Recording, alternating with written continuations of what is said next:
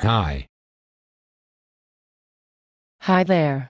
What's wrong with you? I just heard that we are doing a listening practice today in EL class. I hate that junk. What is so bad about just listening to something? The listening isn't so bad. It's taking notes and then having to answer a bunch of questions that always gives me a hard time. It can't be that bad. You probably just have to have a system to follow each time you complete the listening section, and I am sure you can be successful. I get that. But what system should I follow? I never know what to do. Doing test prep always makes me feel stupid. You're not stupid. You just have to remember to do a few things every time you do the listening part of the ELA. Once you do that, you will think that the listening part is easy. So what do I do? It all starts with the directions. You need to listen to the directions, especially if there are any important words the teacher defines. Those are important. You need to make sure you pay attention to them. I can do that. So the first thing I need to do is just listen to the directions and pay attention to any new words. That sounds easy. The next thing you need to do is take your notes. This part is really important. I know that. I just don't know what to do or what to write down. How do I organize all of the things that the teacher says in a way that makes sense? It's easy if you know what to do. The first thing is to listen. You get to hear the selection twice. The first time, just listen. Don't write anything down. So listen the first time. Just listen. And as you listen, ask yourself questions like what is going on? Who is involved? Stuff like that. Got it. Just be an active listener. Then what? Next is actually taking the notes. You can use a graphic organizer like a bubble map. If the article is comparing or contrasting two things, then you can use a Venn diagram.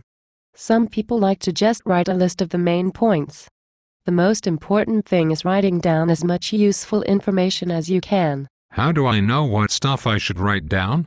You know, the important stuff and not just everything the teacher says. Well, that part can be hard, but what I do is pretend I am a reporter and pick out the important stuff.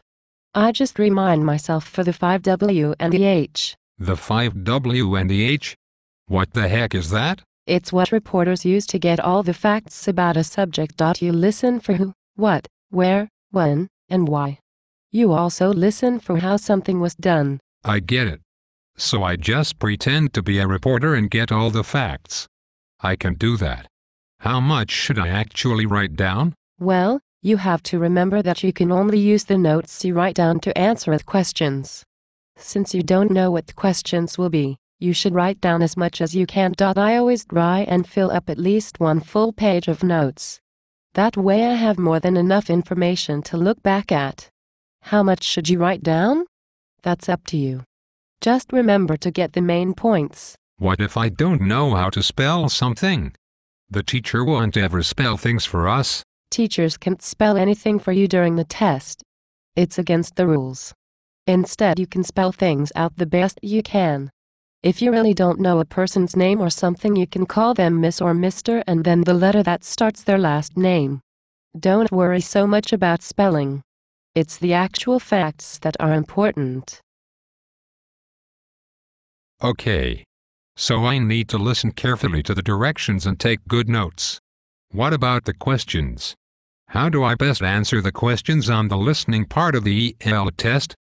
Well, test questions can always be hard, but you just have to follow a couple of tricks and you can answer them pretty easily. So what do I do? The most important thing is to read the questions carefully. Figure out what the question is asking you to do and then do it.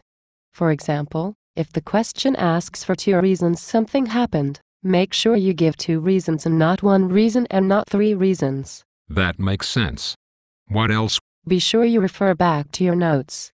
Use specific details that you wrote down to help explain or justify your answers. The person grading your paper needs to know that you actually paid attention to the passage. The person will know this if you use specific facts from the listening passage. You make it sound so much easier than I thought the test would be. If you follow the simple steps I told you about, then the test is easy. Just be sure to listen to the directions. Be an active listener and take complete notes. and answer the questions carefully using details from the passage to justify your answer. Follow these tips and you will ace the listening part of the ELA. Thanks for your advice. I feel much better now that I know what to do. Glad I could help. See you later. See ya.